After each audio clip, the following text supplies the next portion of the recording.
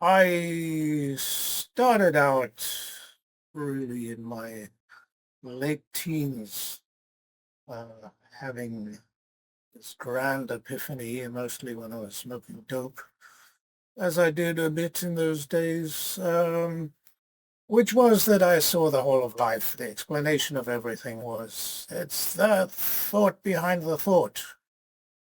And, this seemed to mean something dramatic. And to me, I mean, the whole of life was the question of trying to explain consciousness. I mean, in those days, the big deal things were enlightenment, Eastern religion, drugs as being going to open the human mind. There was definitely this new agey idea that humanity had to move or was going to move forward. Well, nowadays, it's sort of wonder what happened to the 60s and that idealism. What happened to it is this wonderful evolution, that Space Odyssey 2001, that humanity was going to move up a new level. It's not happening voluntarily. Um, this is the point. In those days, we all thought we're going to make the effort and we're all going to meditate or try hard or tighten our sphincters, and we were going to move into a new age and get rewarded for it. Now, what we've done, what you see is society just sleepwalking, walking its way into technology, into all these advancements. Nobody can control it. All the people who come out as big deal people who keep saying, we're the makers, we're the job providers, we're the innovators, all of this sort of stuff. Everybody's sleepwalking their way forward. Nobody's thinking anything into the future. Now we're at a point where we don't have any choice. We have to evolve. It's not so nice to be in that scenario if you're being forced to do it. Oh, but that's where we are, and we got all these people here. You're just gonna have to take it, because it's live or die. You're gonna have to get used to AI. You're gonna have to get used to this, that, and the other. Um, so this the flavor, the reputation of the idea that evolving into something higher, something more sophisticated becomes somewhat tainted. I mean, it's no longer an exciting thing about us going to become gods or more aware or control ourselves with a better handle on life. We're just having to go there like a bunch of slaves dictated by necessity, sort of victims of this catastrophe that we unleashing on ourselves, the lack of restraint. Anyway, just to put in context, so there was this idea that I had at the time, which was that, there's, an animal just simply does something, a slightly higher animal has a reason to do it. So it has a thought, I'm hungry, therefore I will do so and so. And if you simply respond to things, you don't have that much control over your life. We just look down on primitive primitive scenario amongst humans and primitive scenario amongst animals and say, well, they're not free because they don't well, I mean, sightless person doesn't know where they're going. Basically, having a perception of where you are is represents some degree of power. And the same sort of thing is you don't have a perception, you don't have the capacity for enjoyment. I don't like the word enjoyment that much, but satisfaction. All the things that make life worth living, these are all things that require you to have some kind of an overview, some kind of perception of it. Otherwise, well, I think it's, as I understand it, probably a principle that applies through a lot of uh, uh,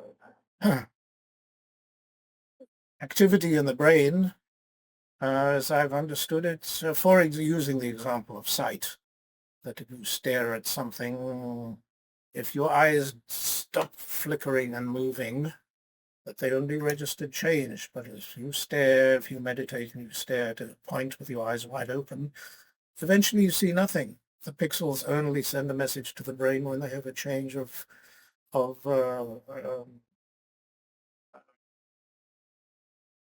change of input. So the same kind of thing applies, that if you don't have a thought above a thought, all you do, you're just a cow in the field, you just eat grass. You don't notice anything, you don't have much sensation, you don't have any particular pleasure, it just blends away into the thing that you're doing.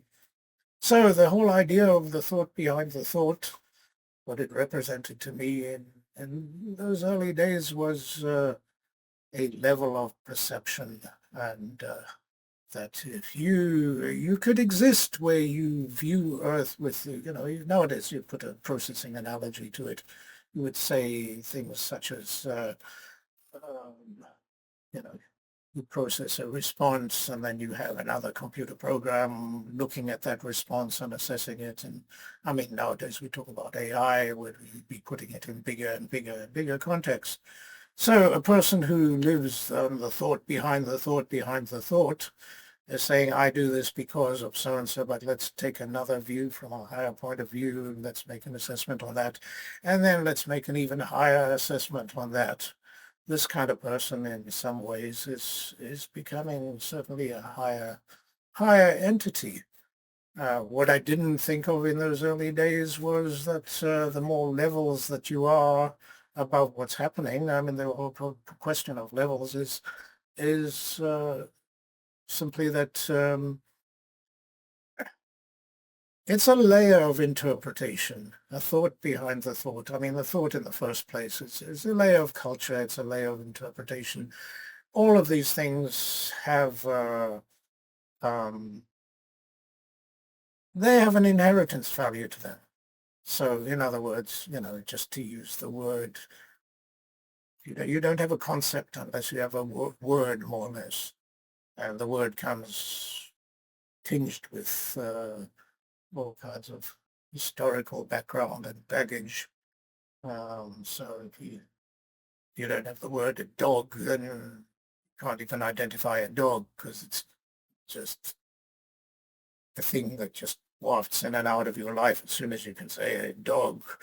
Um, but if the word dog becomes polluted, all of these things become polluted, then you eventually risk the idea of going, being too many interpretations, be away from what's happening in front of you, is that you become less and less accurate, because you're basing each one of those layers on a faulty or incomplete piece of culture or piece of interpretation.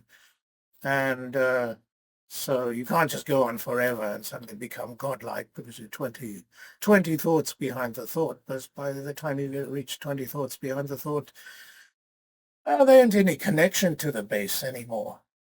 So really I had to rethink uh, my thinking. There has to be a sweet spot. There has to be a point at which, yeah, being a Dumbo and just finding one explanation. Why do you eat? Because I'm hungry. Well, why are you hungry? Oh, I don't think about that. I don't live on that kind of a level. Well, that's obviously not optimal. We've had the whole of society with competition pushing us further and further to be more and more sophisticated. And we've constructed um, cultural tools in order to allow us to stand away from things. This has become our heroic gesture as human beings. There I was thinking this is wonderful to have this abstraction. At the same time, look at life, unless you go back to the basics, you have an awful lot of what do you call it? Defaced pieces of culture, defaced slogans, defaced thoughts, um, ideas that should be thrown away, or words that don't really mean anything anymore. Everything becomes, to use the current word, enshittified. So you have a concept, freedom.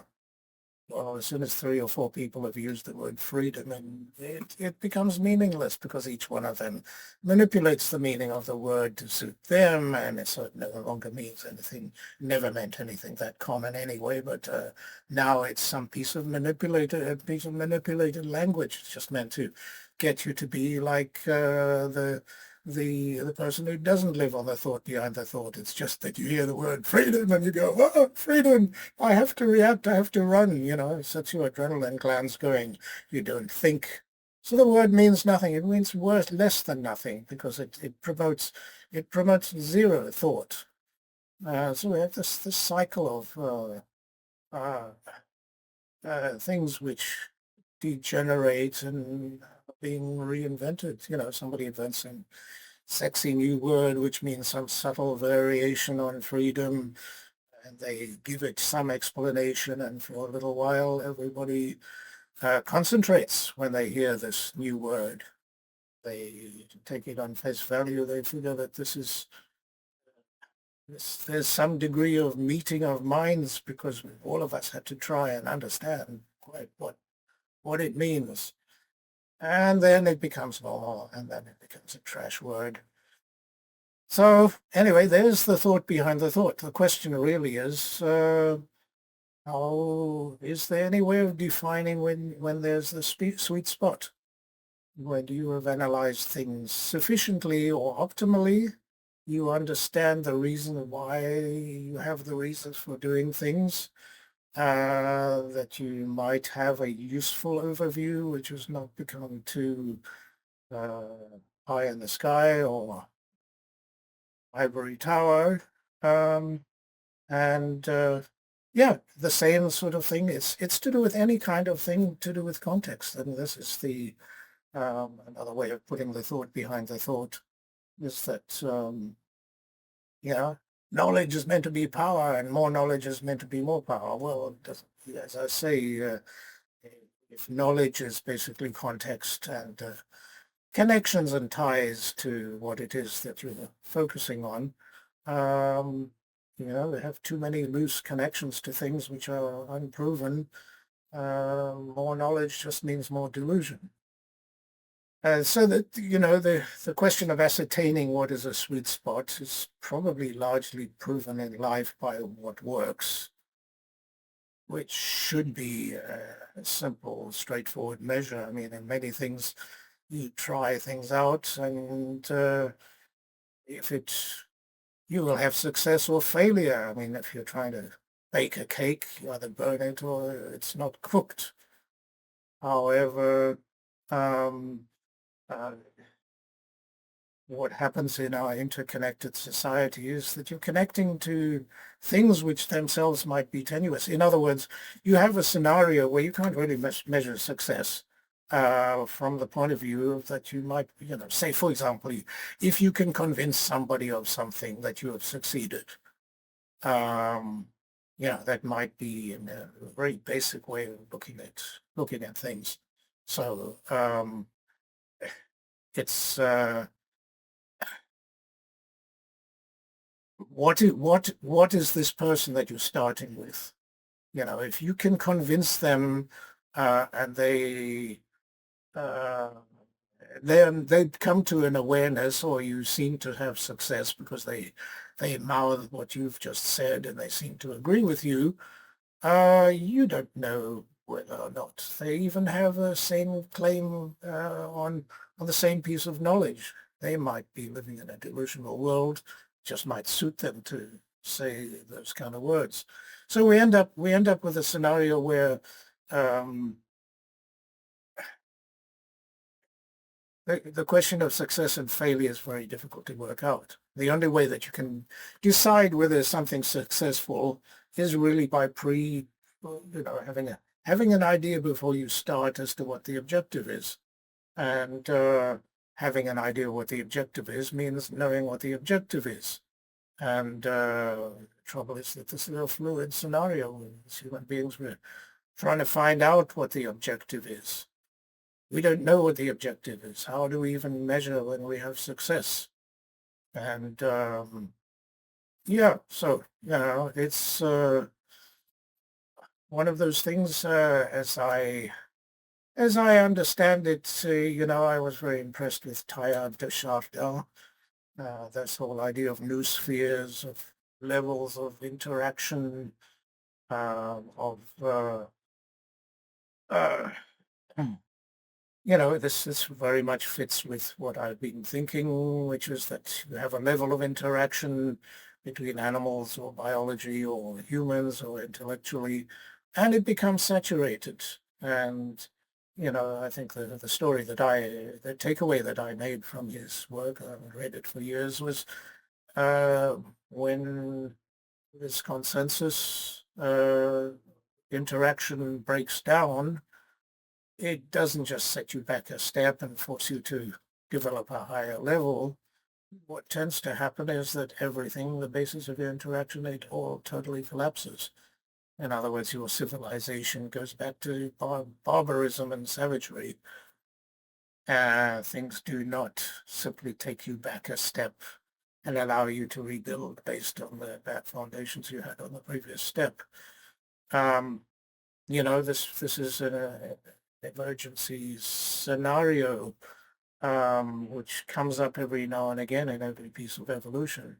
We don't just go back to um, how we were 10 years ago, make it the way it used to be, the nice, comfortable way where everybody understood everything. We had this stable society based on common understanding.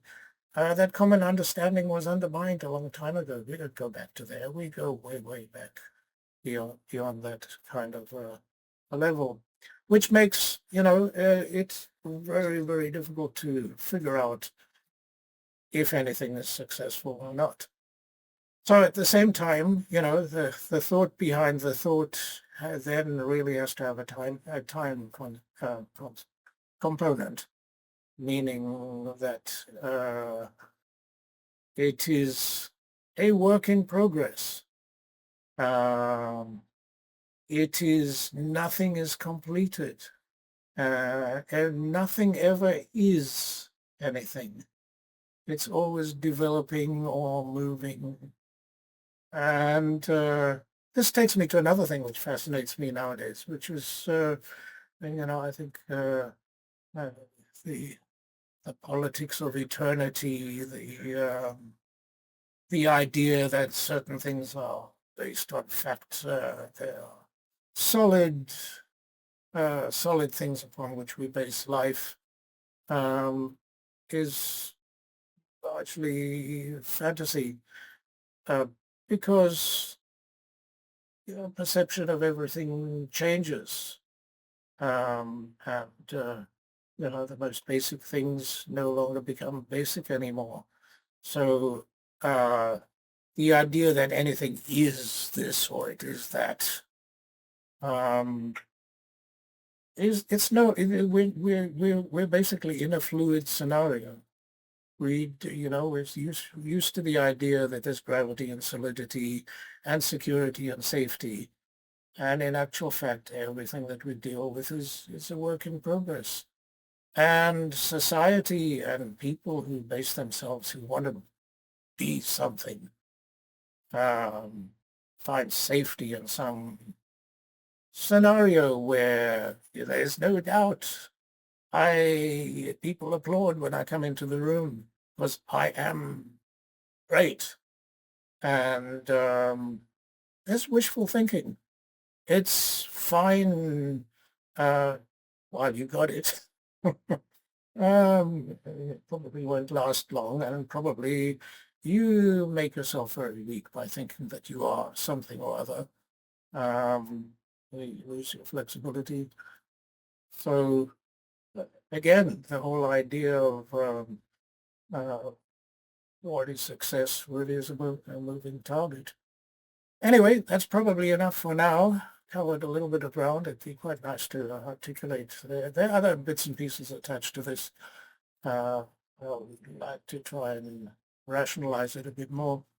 I have a sculpture that I constructed back in the day based on this kind of approach to thinking. There's some elements of that which are quite interesting. Probably worth a fresh approach to it. Anyway, for now, that's it.